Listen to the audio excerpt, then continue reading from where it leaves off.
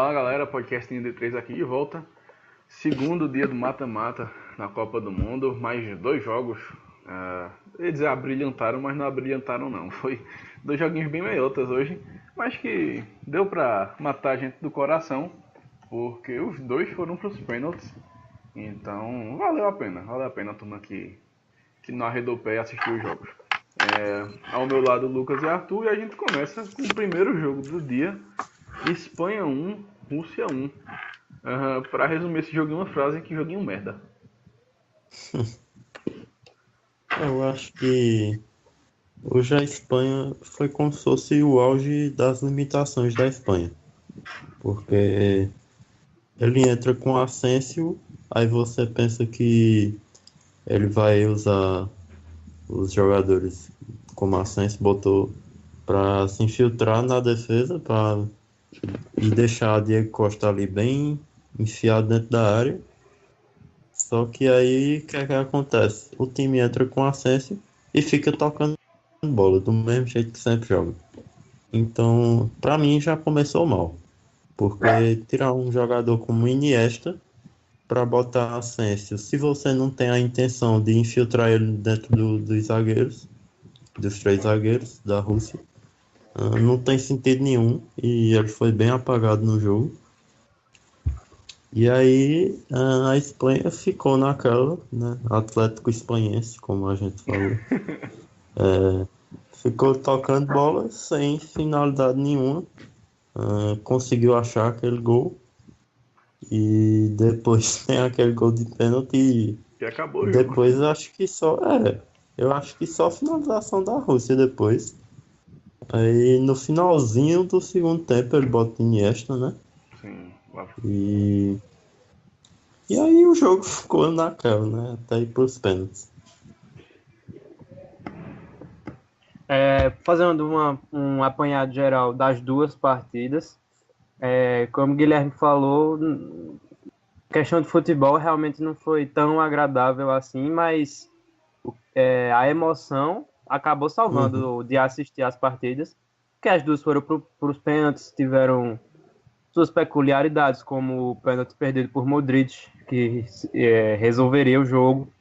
Então, o fator emoção acabou compensando a falta de um futebol mais agradável e animador.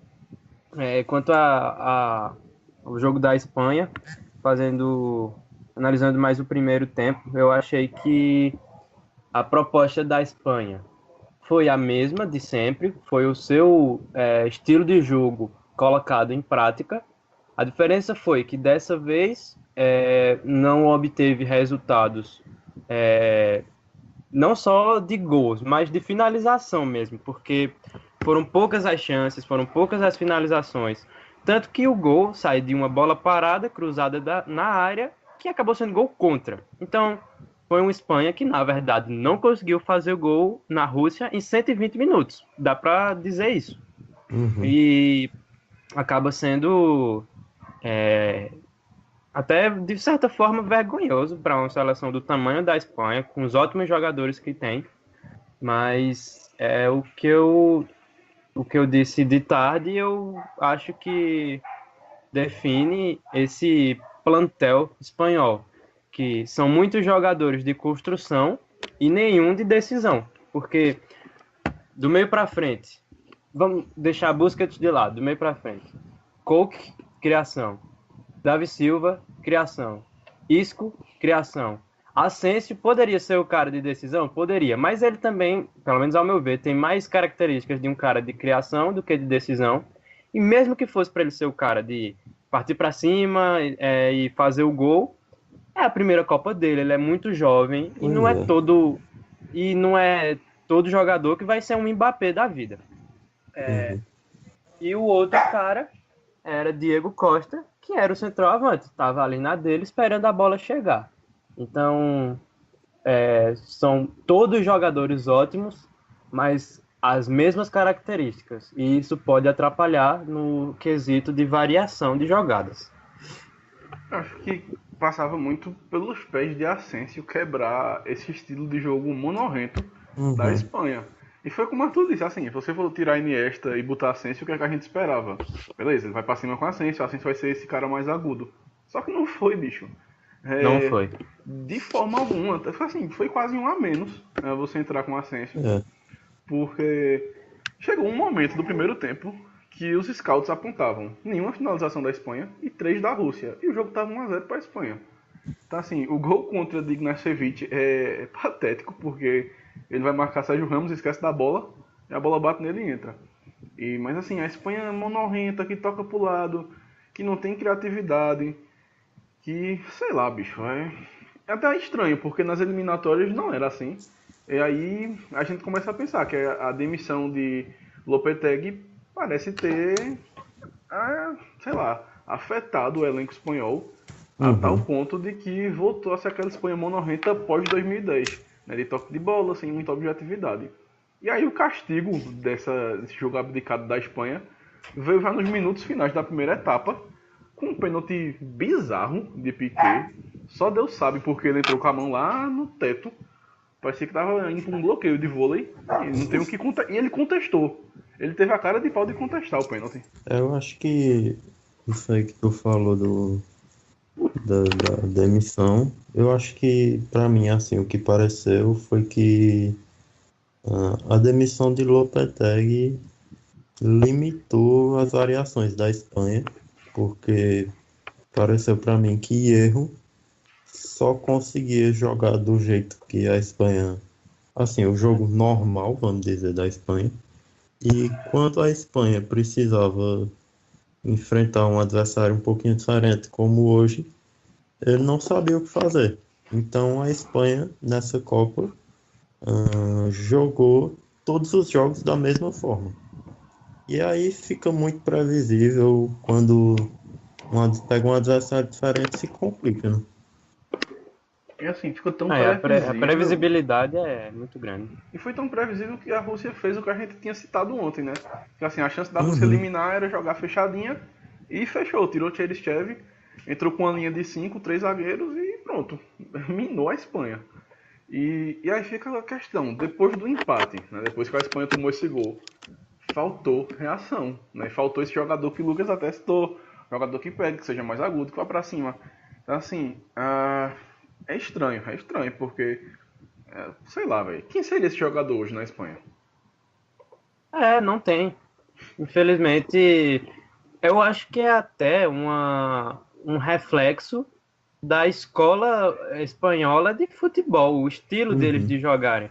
Porque quando a gente pensa em Espanha, quais são os jogadores que a gente pensa? Iniesta, Xavi, são jogadores extremamente técnicos, mas que eles não têm tanto assim a característica de ser muito incisivo. Eles são jogadores mais de criação. Tem poder de decisão? Tem. Eles têm uma qualidade que podem decidir jogos, mas não é a característica principal. E aí eu acho que isso está refletindo hoje em dia nos jogadores que estão surgindo, como Asensio, como Davi Silva, que é um pouco mais novo do que Iniesta, Koke. São jogadores que seguem esse estilo que consagrou a Espanha e levou ela ao título em 2010. Só que eu gosto de lembrar que naquele título de 2010 tinha um jogador como Davi Villa. Ele poderia ser esse jogador. Ele era muito mais incisivo do que os outros do time. Então, e hoje em dia não tem um jogador como ele. Então, eu acho que fica muito pesado para só Diego Costa ser o cara que vai decidir. Ou então, para tirar isso da sua zona de conforto, ou Iniesta, para que eles se transformem nesse cara. Num Neymar, num Hazard, num Cristiano Ronaldo, num Messi. Não precisa ser do nível deles, mas que pelo menos tenha características parecidas. Exatamente. Então, é algo a... Eu não estou dizendo aqui que a Espanha tem que mudar seu estilo de jogo, mudar o jeito que vai criar os jogadores, mas que elas trabalhem em cima de que, quando tiver um adversário do estilo da Rússia, que transformem esse monte de jogador de criação em também jogadores que consigam ir lá e botar a bola para dentro, entendeu? Consigam infiltrar na área e fazer o gol. Porque senão vai dar no que deu hoje. 1.114 passes, quase todos certos, 90% de acerto, mas apenas um gol que foi contra e numa bola parada. É assim, a gente tem que citar que, ok, a Espanha foi campeã jogando esse tipo de jogo. Foi. Mas isso foi 8 anos atrás. De lá pra cá o futebol evoluiu. E assim, essa Copa é a prova disso, que os times pequenos, eles aprenderam a anular esse tipo de jogo. Pois é, isso. E assim, se você parar pra ver, os times que ficaram mais famosos assim com esse estilo de jogo de muita posse de bola, muito passe, tem duas coisas. Assim, vou citar dois, né? O Brasil de Tele Santana e o Barcelona de Pep Guardiola. Todos esses times, todos os dois, primeiro, tinha um jogador, pelo menos um, que era muito criativo. Assim, ele realmente mudava o jogo, assim, quando individualmente mesmo. E a outra é que esses dois times também eram bem mais objetivos do que a Espanha de hoje. Então, assim, não é só ter a posse de bola, é ter a posse de bola para construir jogada de gol. E é o que a Espanha não fez hoje. Além desses dois que tu citasse, tem o primeiro de todos, né? Que é a Holanda de 74, de Johan Cruyff. Sim, que era o futebol total. Então, assim, tinha a posse de bola, tocava, mas futebol total. Vai pra cima, ataca, incisiva.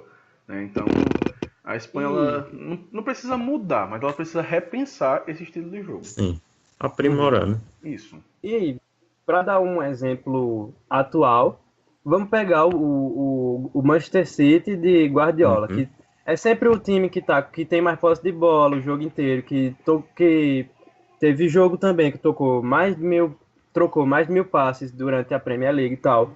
Mas quem é o trio de ataque de Guardiola? Sterling e Sané, e aí fechou ou com o Agüero ou com o Gabriel Jesus.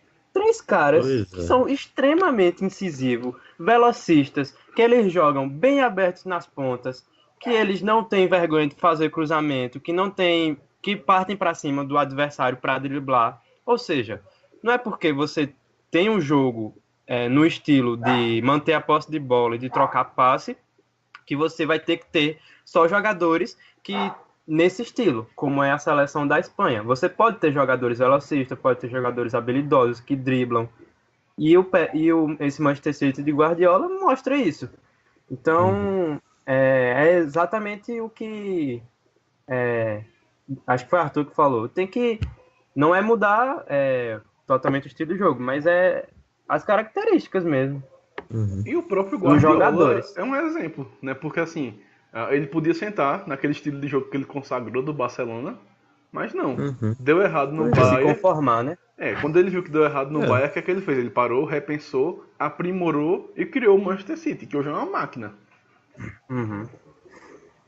E sofreu na primeira temporada com o Manchester City, né? Quase que não vai para a Champions League, e aí na segunda acabou dando resultado. Então assim, a Espanha precisa... vamos parar aqui. Tem que manter esse estilo de posse? Tem. É fundamental, mas tem que ser mais objetivo. É a escola da Espanha, né? Exato, porque assim, teve 75 minutos para fazer um gol na Rússia. E ela só veio oferecer perigo no final do segundo tempo da prorrogação, quando o Rodrigo entrou, né? Que é brasileiro, naturalizado espanhol. Então, assim... e prestem atenção na jogada que ele fez. Precisou do tic-tac? Não precisou. Ele foi agudo. Ele pegou, vamos gingar e partir pra cima. Simples. Assim, você pode aliar essa objetividade de um jogador com o seu tic-tac. Exatamente. Eu acho que é até necessário, assim, você ter pelo menos um jogador que não tem medo de fazer uma jogada diferente. Porque sempre vai ter um jogo que vai precisar, né? Pois é. E se esse cara for Asensio, sentar com ele, agora que a Copa já passou, vai ter mais 4 anos aí para se preparar. Senta com ele assim e diz: ó, Asensio, você pegar a bola, não tenha medo não precisa olhar pro lado, para trás e tocar a bolinha de lado não. Parta para cima, corte para dentro e bata no gol. Vá até a linha de fundo. Sabe? Entendeu? É mudar a característica e não o estilo de jogo. E é o que ele faz no Real Madrid. No Real Madrid ele não fica tocando pro lado, ele vai pra cima. Hoje ele tava muito acanhado. Pois é, e assim, tava saindo até a notícia esses dias de que Messi, antigamente, ele recebeu a proposta de se naturalizar espanhol, mas recusou. Então assim, hoje, depois das duas eliminações de Argentina e Espanha, a gente pensa que assim, um precisava do outro, né? Porque a Espanha precisava desse cara mais definidor e Messi precisava de um time mais qualificado. Então assim, Uhum, as voltas que o futebol dá. E falando em voltas que o perfeitamente. futebol dá, ele deu uma hoje incrível, né? Porque a Kiev, né? O nome correto se pronuncia Kiev, ele se redimiu daquela falha contra a Coreia do Sul em 2014, quando ele eliminou a Rússia ainda na fase de grupos. Porque nos pênaltis um homem cresceu, né? Ele foi, Uhum. pegou dois, pegou o de Coque e o Thiago Aspas, para variar, um canhoto fazendo merda.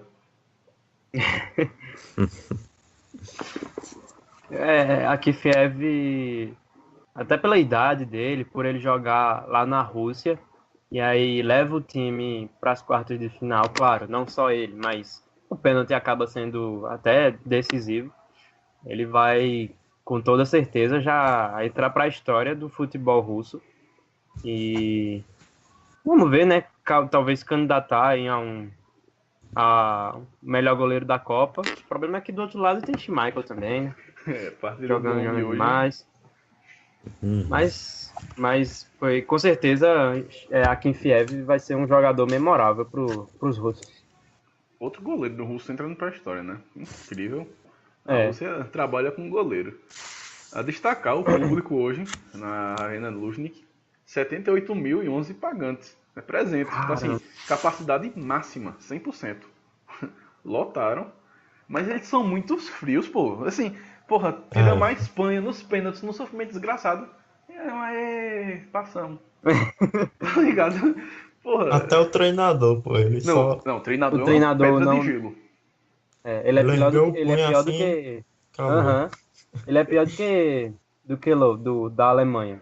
É, Assim, a Kiev pegou o pênalti, ele ficou olhando 10 segundos assim, aí, passamos. pronto Porra, velho. aí. Sai nem São Paulo, sai pulando, oxi. E Tite assim, correndo até a linha de fundo, ou tentando, É, né, caindo. porque caiu no meio. E essa derrota amarga da Espanha nos proporcionou uma cena deliciosa, vai, que é Sérgio Ramos chorando. Merece. Não gosto de fazer isso, mas merece. Esse daí merece chorar um pouquinho. Mas também teve reflexos imediatos. Iniesta aposentou-se da seleção espanhola. Um fim de um ícone e de uma geração, né? A geração de Xavi e Iniesta uhum. vai chegando ao fim, desde que de remanescente só Ramos e Piquet. É verdade. Só Ramos e Piquet. Então, foi. Nem, acho que nem o goleiro, né? Naquela época era Era Cacilhas. Cacilhas. Então, assim, É. Não tem mais ninguém mesmo. e falando em goleiro, tem que criticar De Gea, porque assim, foram 7 chutes na meta espanhola na Copa, 6 gols sofridos. Então assim, ele só defendeu um. Né? Então a Copa de De Gea para se esquecer. Sem Mas contar o frango contra Cristiano Ronaldo, né? ali foi queimou a roupa, bateu roupa É. de uma forma bizonha.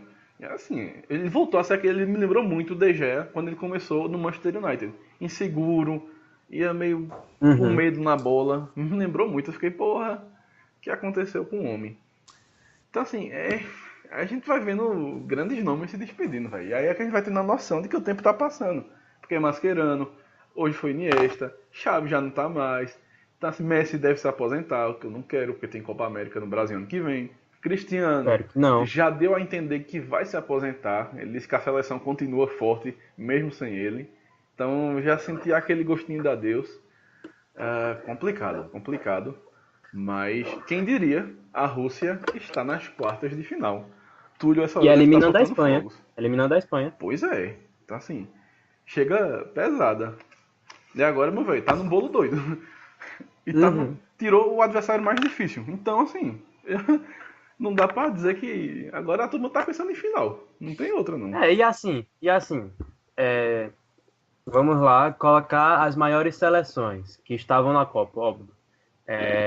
Brasil, França, Espanha, Argentina, Portugal e Alemanha. Alemanha.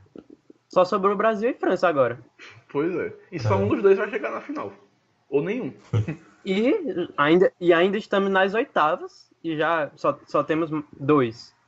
Então, é uma Copa bem, no mínimo, diferente.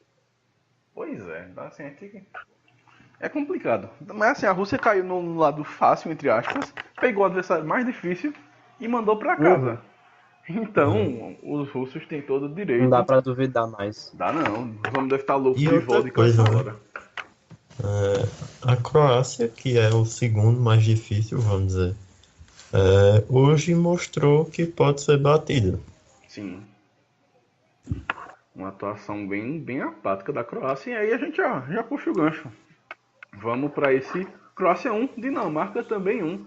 É a 9ª vez na história que um dia de Copa do Mundo tem 2 prorrogações. E curiosamente, o mesmo resultado. 1-1. O começo foi avassalador, né? Porque começa o jogo, 1 minuto, Dinamarca 1-0. Aí Só eu pro pensei, povo achar que o jogo ia ser bom, né? foi. Aí quando fez 1-0, tava mostrando o replay, eu disse, vou descer na cozinha, fazer um pão com queijo e voltar. Quando eu voltei tava 1-1, porra. Eu não vi o gol da Croácia. Aí eu fiquei, Eu também não vi, não. porra, o que aconteceu? 3 minutos, 2 gols. A gente até falou no grupo, né? 6 minutos desse jogo foi melhor que 120 do outro. Só que o resto do jogo caiu de nível. Pois é, não sei porque eu fui falar aquilo. Eu vi até o cara no Twitter. Zicou até o jogo. O cara no Twitter foi e disse, parece filme de herói. O trailer é super foda, empolga, mas o filme é sempre meiota. Caralho, porra. Mas foi a melhor partida da Dinamarca na Copa, né? Assim, eu acho que esse jogo a Dinamarca ganhou, empatou muito por mérito dela, né?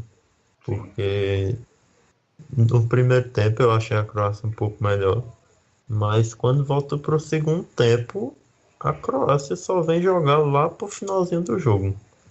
E muito porque a Dinamarca começou a marcar em cima e fechar as opções de passe e o meio campo da Croácia, que é o fator principal do time, não conseguiu funcionar tão bem, né? Pois é. Tanto que o jogo começou a acontecer muito pelas laterais, né? Com Rebic e eu acho que era Perisic, né? E acho que foi um grande erro, né? Porque a Dinamarca é alta, porra. Pois é.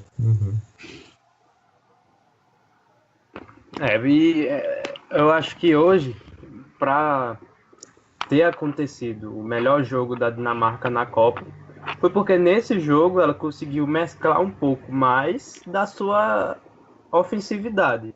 Não foi só defesa, só defesa, só defesa, só defesa. Poderia ter sido, porque ela abriu logo o placar com 1 minuto de jogo, mas acabou logo tomando outro, logo em seguida, não deu tempo nem de se fechar direito.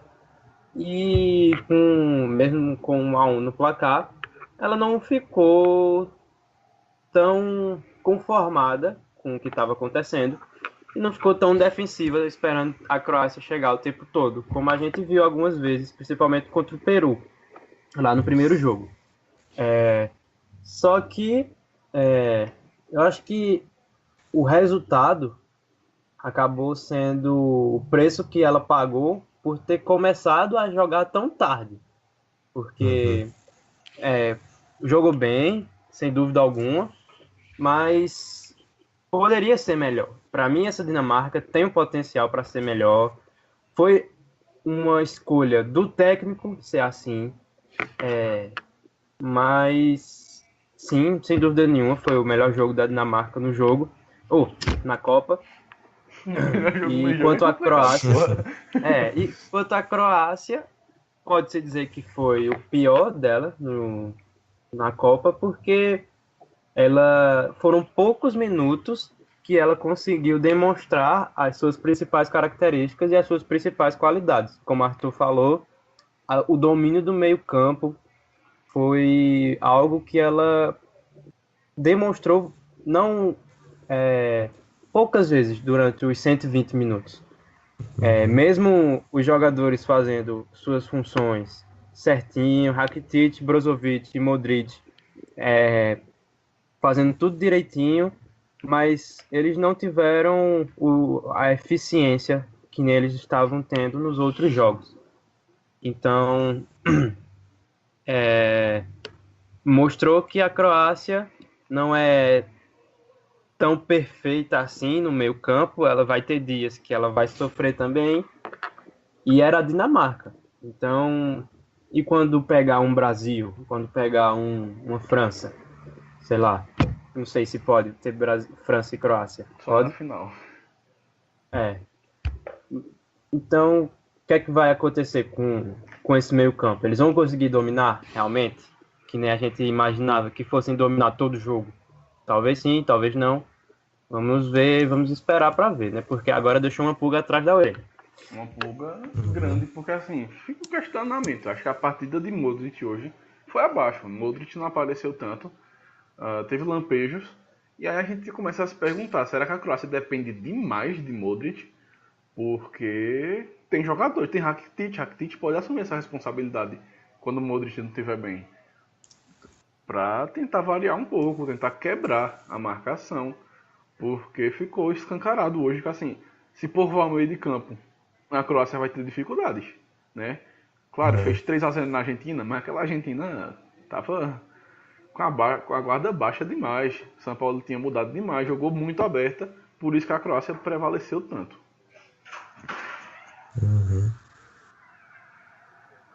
É a questão do que a gente viu hoje em Espanha e Rússia, porque qual é o setor de criação da Espanha? É o meio campo. Já que ela bota um monte de meio campo ali para jogar, eles tentam se infiltrar ali pelo meio.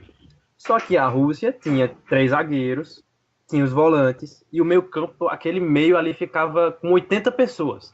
Então como era danado que eles iam passar por ali? Então, a Croácia pode acabar sofrendo com isso também, quando pegar um time que consiga acertar a marcação. E aí vai depender demais do talento de Rakitic e Modric para quebrar isso.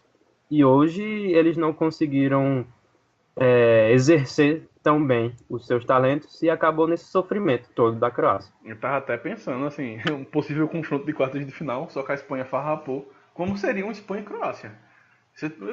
Dos 22 jogadores, 40 no meio de campo. Complicado, porra.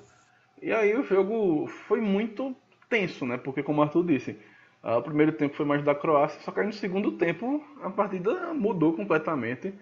A gente achava que a Dinamarca pudesse chegar ao segundo gol e a Croácia não. Só que acabou que nenhuma das duas criou uma chance real, pelo menos não me lembro. Ou teve? Se eu não me engano. Chance real, não tô lembrado não. Não teve. Porra, quase. É porque eu tava lembrando da prorrogação já. Só teve uma já no último lance. Que o cara, acho que foi Sean, que ele chega batendo no contrapé de Subasic, mas só foi isso mesmo, já o último lance do segundo tempo. Assim, a partida ficou muito travada no meio. A entrada de Kovacic até deu uma mudada, a Croácia até reagiu, foi mais pra cima, mas já era tarde demais. A partida acabou indo pra prorrogação, que também foi muito amarrada. Não teve uma grande chance. A grande chance foi um lampejo de Modric, um passe espetacular para Rebic. Rebic driblou Schmeichel. Aí eu pensei, chuta! O que é que o cidadão fez? Tentou entrar com bola e tudo, acabou sofrendo um pênalti. E aí a gente entra na nova e patética regra da FIFA. Porque assim, ele ia fazer o gol, só tinha ele, a barra e o marcador atrás dele. O marcador dá um carrinho nele e não é expulso.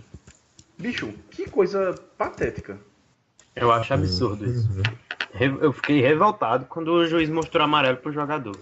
Ainda mais quando ele acabou perdendo o pênalti.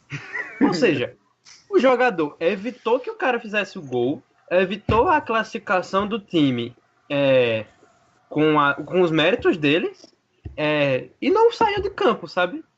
Então, eu acho isso ridículo, totalmente patético essa regra. Eu pensava que era bananice do juiz, mas é bananice da FIFA mesmo. Eu também. Sim, eu Por não também, ter pô. coragem de expulsar um jogador que faz um ato antidesportivo, porque para mim é um ato antidesportivo isso. Sim. Ele faz a falta exatamente para o jogador não fazer o gol. Então é algo que precisa ser revisto. E é absurdo isso. Mas na hora até comentei no grupo da gente, do podcast, e comentei outros grupos de esporte. E aí um cara veio me responder, não, a nova regra da FIFA não diz que é pra dar vermelho nesses casos. Em caso de penalidade é amarelo. Aí eu perguntei por quê? Aí ele, por dó, porque a FIFA não quer uma punição tripla, que seria o pênalti, a expulsão e a suspensão de jogar E o gol? a suspensão do outro Ah, jogo. sim. Só que aí eu Ridículo. pensei, bicho, foda-se, aí o cara correu o risco porque quis, não foi? Então assim, ele que arca com as pô. consequências. Porque qual é a lógica dessa regra? Então, se o cara fizer a falta um passo antes da linha, se for falta, ele é expulso. Se ele fizer um passo dentro da linha, que é pênalti, ele leva amarelo. Então, não tem lógica nenhuma essa regra da FIFA. Sim, mudaram e avacalharam, porque o que mais vai ter agora é nego fazendo um pênalti e não vai ser expulso. Pronto. Pois é. E aí o E pênalti. assim, Sim, pode falar. o sentido do vermelho era que, por exemplo, um pênalti desse impediu o gol que ia decidir o jogo. Pois é. Aí o cara só leva amarelo, pô. Não é. É um peso muito grande. Merecia a punição tripla. Exatamente. Pois é. É muita bananice. É típico da FIFA, tá ligado? Tem assim, pensado, como é que a gente pode cagar? Vamos fazer isso, pronto. Alguém teve a genial ideia de assim, o cara dá uma voadora ali dentro da área, é amarelo. É isso, basicamente. Não tem mais vermelho no pênalti. Só se for o segundo vermelho. Aí eu quero ver se o juiz vai dar amarelo de novo. Segundo amarelo, no caso. Essa bosta. E aí o pênalti, vocês acharam que Modric bateu mal ou que Schmeichel foi bem? Ou os dois? Eu acho que ele bateu mal. Eu também acho que bateu mal. Ele telegrafou o canto, né? Mas lógico também tem o mérito do goleiro. Eu acho que ele bateu mal pelo fato de que não foi tão pro canto e foi a meia altura. Então, isso para mim é bater mal, porque não ir tanto pro canto e ser a meia altura ali é mais fácil pro goleiro. Mas também, por exemplo, se vocês forem ver o pênalti que Iniesta bateu, foi do mesmo jeito praticamente, só que o goleiro pulou pro outro lado. Ou seja, tem mérito do Schmeichel também. É porque esse tipo de pênalti é assim, se o goleiro acertar o canto, morreu. Ele vai pegar. Exatamente. Isso. Isso. Não um pênalti assim. Esse tipo de pênalti ele só é bem batido quando entra. Que a gente vai dizer, tirou do goleiro, foi consciente. Isso, exatamente. Coisas do futebol, mas enfim. E aí, falando em pênaltis, esse pênalti que aconteceu já na rabeta da prorrogação, faltavam uns 3 minutos, Modric perde. E aí eu pensei, pronto, acabou o sonho da Croácia, porque moralmente, naquele momento, a Dinamarca estava por cima na disputa de pênaltis. Só que aí começa a disputa de pênaltis e o senhor Eriksen me inventa de perder a primeira cobrança. Aí eu fiquei, meu irmão. E aí a sequência foi espetacular, porque assim, Subasic pegou 3 pênaltis, Schmeichel pegou 2. Então assim, porra, que série de pênaltis espetacular, porque um errava, o outro errava. Um fazia, o outro fazia. A gente ficou sem saber quem ia passar, né? Sim. Ficou muito apreensivo, não foi? Foi, pô. Eu fiquei com pena de Schmeichel, confesso, porque o cara pegar 2 pênaltis e o time perder 3 É foda, velho. Imagina no vestiário o que ele deve ter falado. Sim. Eu não fiquei não, porque cada um pegou 3, então tá de boa. O Subasic também pegou os pênaltis dele. Pra Schmeichel, ele sai com, assim, sensação de dever cumprido. Ele fez o que tinha que fazer. Se coloca, exatamente. como o Lucas disse em off, ele se coloca no posto de concorrente ao melhor goleiro da Copa, porque a fase de grupos dele foi muito boa. Nas oitavas caiu, mas caiu fechando a barra. Então, foi até que alguém falou no Twitter. É igual você fazer 50 pontos nas finais da NBA, seu companheiro da equipe pegar um rebote ofensivo, não saber que o jogo está empatado e correr para a defesa. Que foi o senhor J.A. Smith que conseguiu fazer essa proeza. Mas no fim eu achei melhor a Croácia ter passado, sinceramente. Eu tô com aquela torcidazinha assim pra Croácia. Vai longe, vai. Quero pregar a Croácia na final, não vou mentir não. Eu também acho que ela chega na final. Agora acabar dando Brasil e França. Ou Brasil e Croácia na final. O caminho se abriu, vou acertar esse. Apesar de que eu rodei já em Portugal. Eu rodei, todo mundo rodou na Espanha, só pra lembrar. Olha que ainda tem a Inglaterra, viu? Não confio na Inglaterra. Não caguei pra Inglaterra. Poxa, vai cair pra Colômbia, relaxa. Não vai nem dar graça no jogo. Vocês... Não duvido, não. Eu duvido. Pronto. É tipo a Espanha, só ganhou 2010 e nada mais. A Inglaterra ganhou 66. A Inglaterra ganhou o título antes do Hexa do Náutico. Então assim, noção. Vocês viram a camisa que o Subacite usou por baixo? Não. Pois é uma história muito curiosa e muito linda. Todos os jogos ele usa uma camisa por baixo e tem a foto do seu amigo Kostic, que era um jogador que morreu em campo após bater a cabeça na parede atrás do gol. Então, porra, que história, né?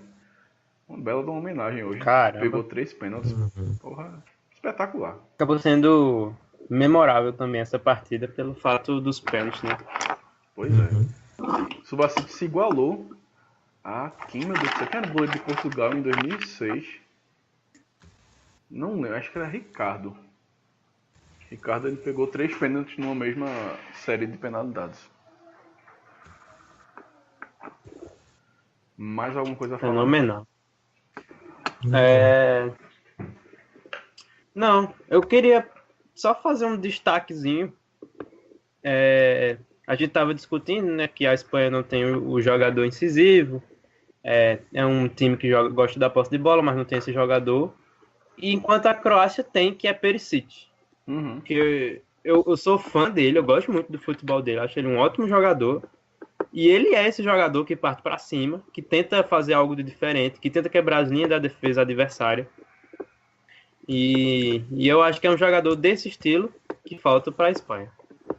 E até Rebic também, né?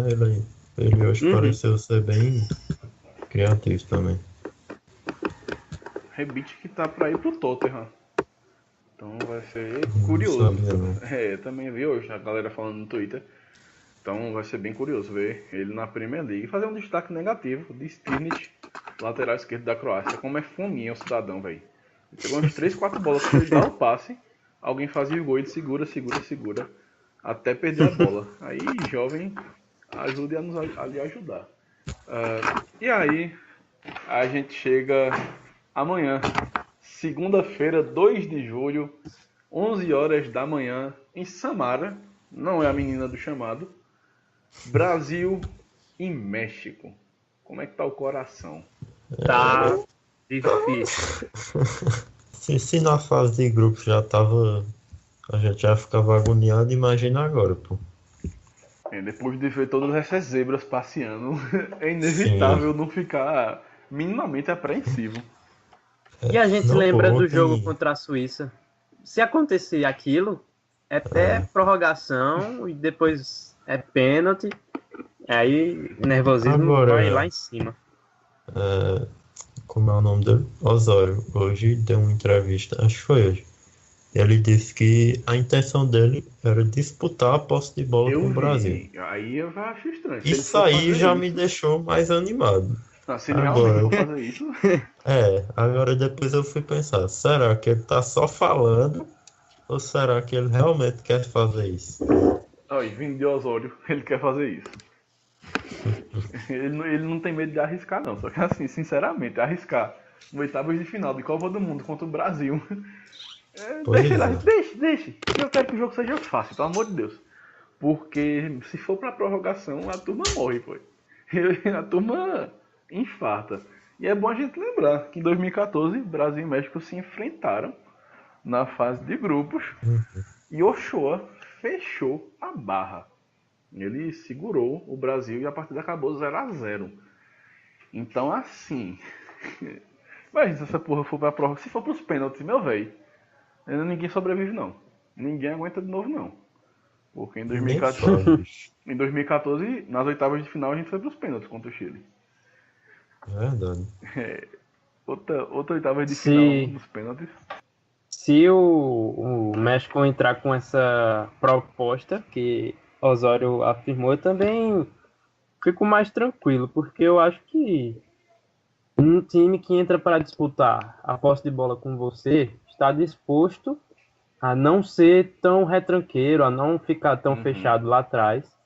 Uhum. E então acaba como consequência que o Brasil vai ter mais espaço para explorar a defesa adversária. Mas não dá para confiar também que eles realmente vão fazer isso, né? Porque contra a Alemanha não fizeram. Então, É. por que fariam contra o Brasil?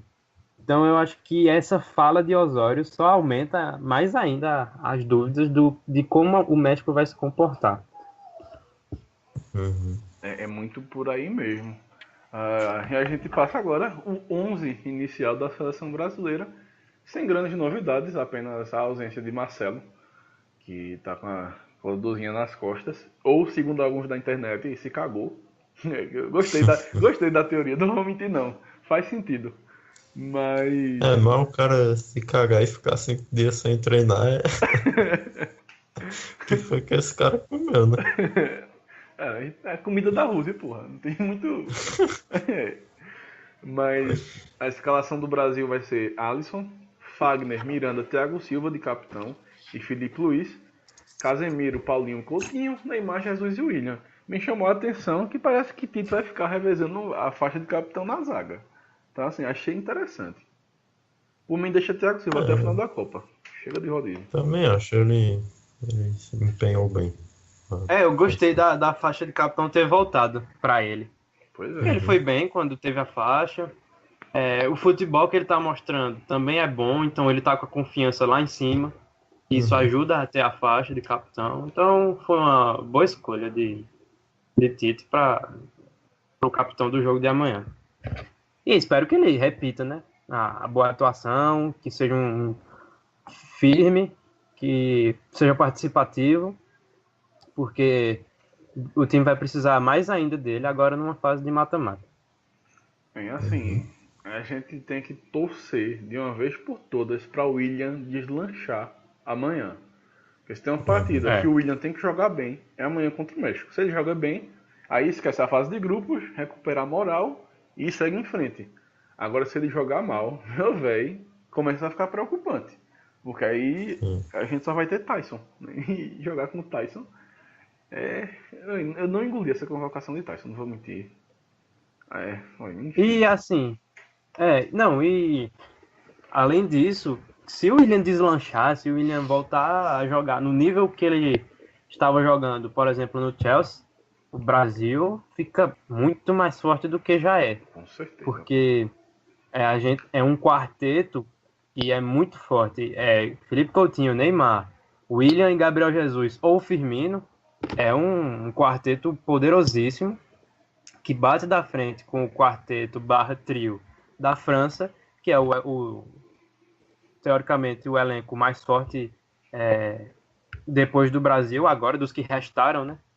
Uhum. Então, se pegar esse quarteto inspirado, o Brasil tem uma chance muito grande de transformar as, o talento deles em gols, né?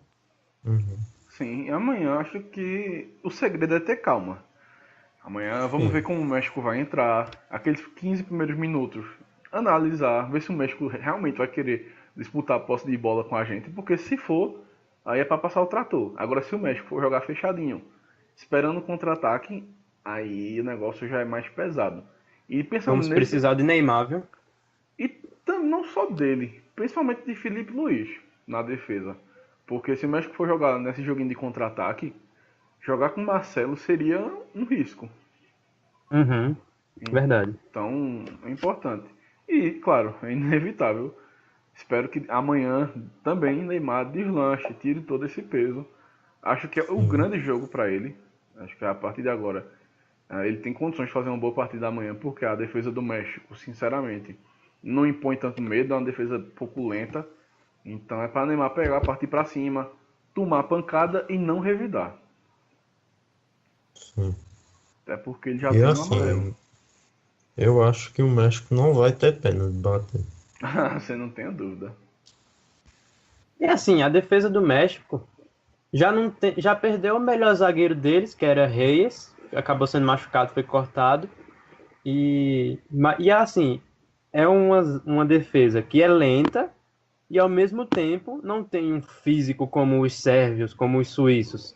Então Uhum. é uma defesa que dá para explorar ali, que dá para É. partir para cima sem muito medo e sem muita preocupação, porque em questão física eles não parecem ser tão botar tanto medo, né? A não Uhum. ser que eles compensem isso tecnicamente, né? Que eles sejam amanhã que eles sejam perfeitos nas interceptações, na, no posicionamento, mas fisicamente é uma defesa que dá para explorar, principalmente tendo Neymar e o William e Coutinho. Pois é. É. Ah, Outro risco também é eles saberem bater, porque se eles ficarem batendo e sem levar cartão, com certeza eles vão tentar fazer isso para irritar Neymar. sem Uhum. dúvidas. Mas a questão é se eles vão levar cartão, né? Porque aí já complica mais a defesa. Não, acho que leva, pô. A gente pode dizer que a defesa do México ela não é Ernesto Geisel, né? Ela não é. Ela é lenta, mas não é gradual e segura. Mas Lucas disse que ela é lenta e não é segura, então não é que nem a Ah, abertura de Geisel. Mas o nosso querido apitador vai ser o italiano.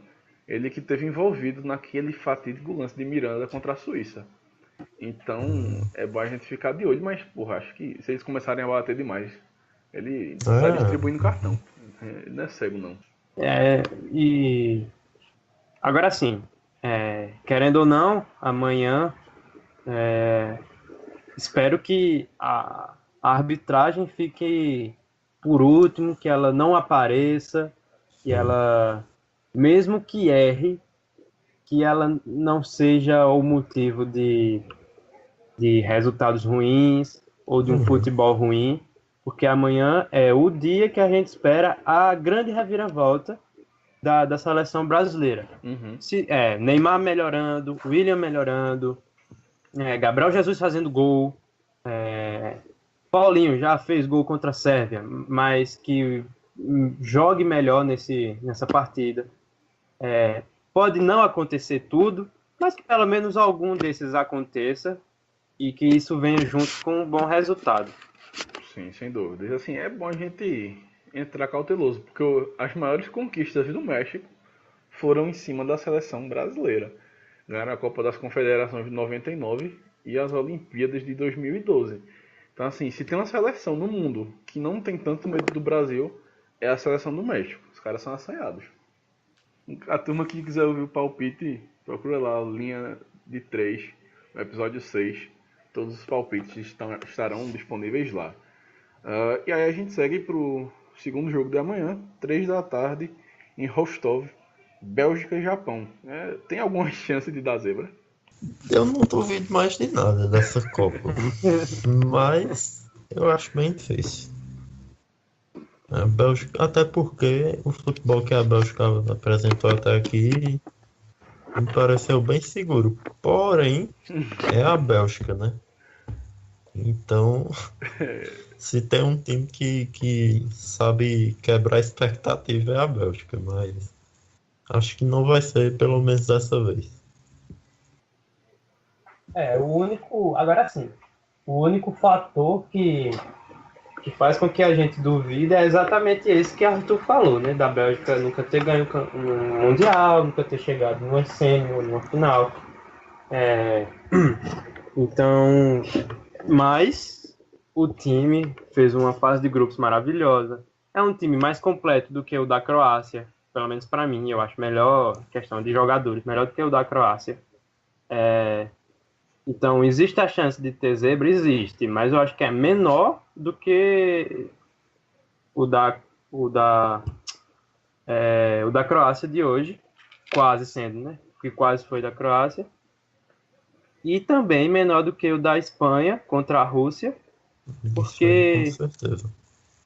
porque a gente já vinha avisando há um tempo de um certo pragmatismo da Espanha e do sofrimento que ela teve, né, contra o Irã e contra o Marrocos, que foi algo já preocupante.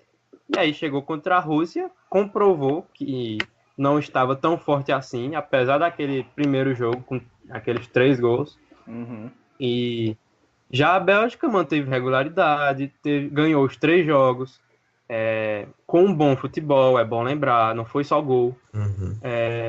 Então eu acho que a possibilidade de ocorrer uma zebra é menor, mas também não é impossível, porque também não duvido mais de nada nessa Copa.